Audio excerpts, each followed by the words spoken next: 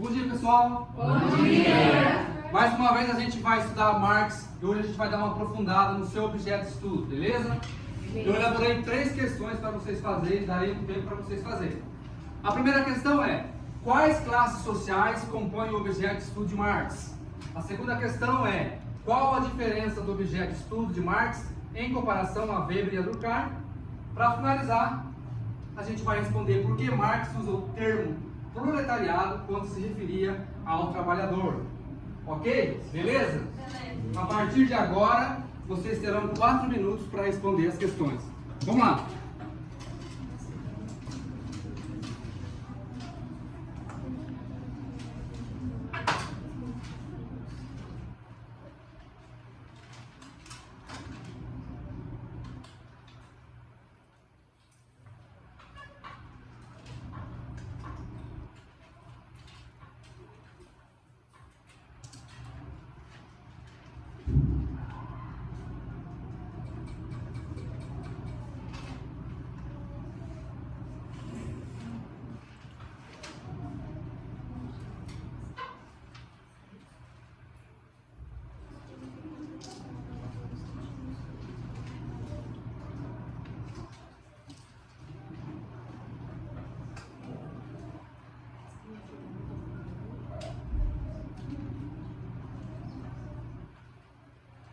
Se vocês tiverem dificuldade, podem pesquisar no caderno de vocês que tem resposta lá, tem um material de apoio das aulas passadas, tá?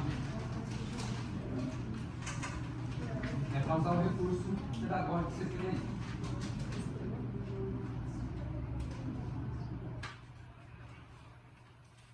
Não pode ser questões sim ou não, ok? São questões um pouco mais amplas. São perguntas objetivas com respostas um pouquinho mais, assim, vamos dizer, elaboradas, tá? Podemos dizer que são perguntas abertas, né? Alguma dificuldade, me chama aí, tá? Estou acompanhando vocês. Só me chamar.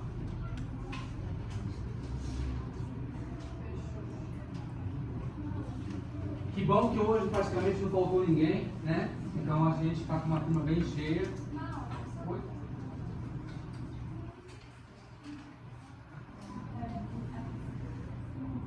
Mas eu quero assim, eu vou lugar. Quem é a mulherzinha? Tanto de classe? Quem é a mulherzinha? Quem rapaz? Bom, alguma dificuldade de alguma questão? Já volta aí.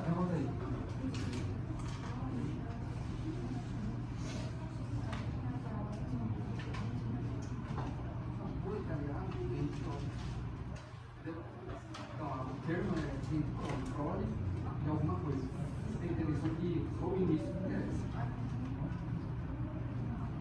Quem me chamou? Fala.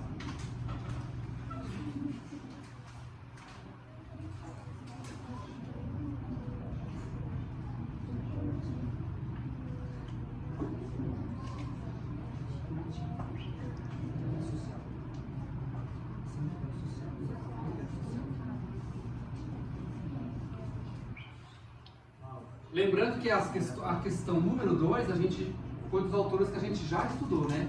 E a questão 1 e 3 é mais a ver com o momento atual do último clássico que nós estamos estudando. Beleza?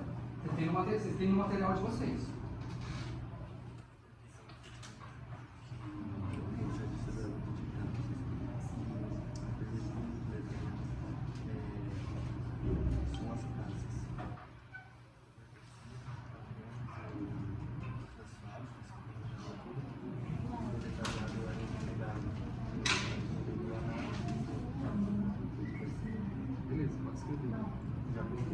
O tempo está terminando, gente.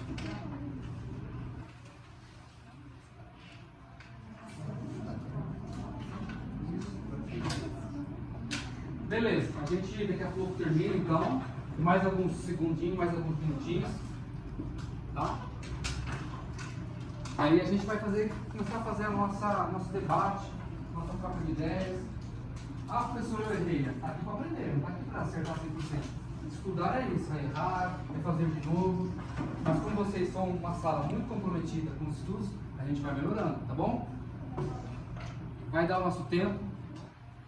4 minutos está terminando. Tá? Mais 30 segundos para vocês. Daí a gente começa a fazer o debate. Esse debate será de uma forma assim, como? Aleatória. Eu vou em cada dúvida, eu vou perguntando, vamos respondendo. Bom, a gente vai ter aí mais ou menos um tempinho para fazer isso antes de encerrar a aula de hoje. Ok? Então vamos lá. Então vamos começar o nosso debate sobre as questões envolvendo Marx, um pouquinho de Weber, um pouquinho de Durkheim, né? Primeira questão. Eu vou ler e vou perguntar para alguém responder. Pode ficar tranquilo, tá, gente? Estamos aqui para aprender. O erro faz parte do aprendizado. Quais classes sociais compõem o objeto de estudo de Marx? Lembra que Marx tem um objeto de estudo e tem um método. O método a gente vai estudar ainda, que é o materialismo histórico dialético. A aula de hoje a gente vai ficar apenas no objeto. Vamos lá, quem pode responder para mim? Manu, você pode responder para mim? A questão número 1. A burguesia e o proletariado. A burguesia era os que detinham o meio de produção e o proletariado era os que detinham a força do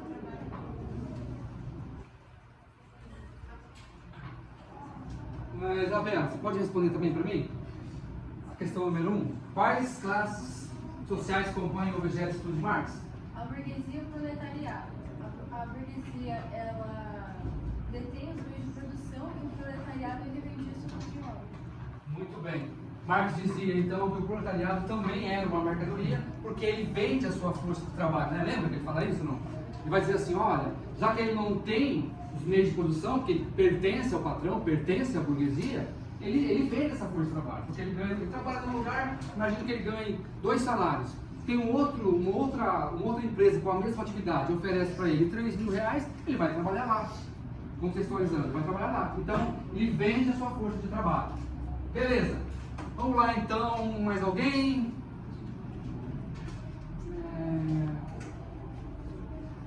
Ô Luan, confirma aí a resposta da primeira para mim? Quais classes sociais compõem o objeto de estudo de Marx ou não? É a burguesia, que é o capitalista, e o proletariado, que é a classe trabalhadora. Ficou bem a primeira pergunta, né? Não há dúvida, né? É a burguesia, que detém os meios de produção, e o proletariado, que não detém, vende sua força de trabalho. Certo? Estão falando do século XIX, estão falando da segunda revolução industrial. Certo? Agora a pergunta um pouquinho mais elaborada, que é a pergunta que tem a ver com os outros clássicos. Tá? Talvez vocês tenham um pouquinho de dificuldade, tiveram para responder, mas a gente vai tirando as dúvidas e corrigindo os erros. Eu começo perguntando então, qual a diferença do objeto de estudo de Marx em comparação a Weber e a Durkheim?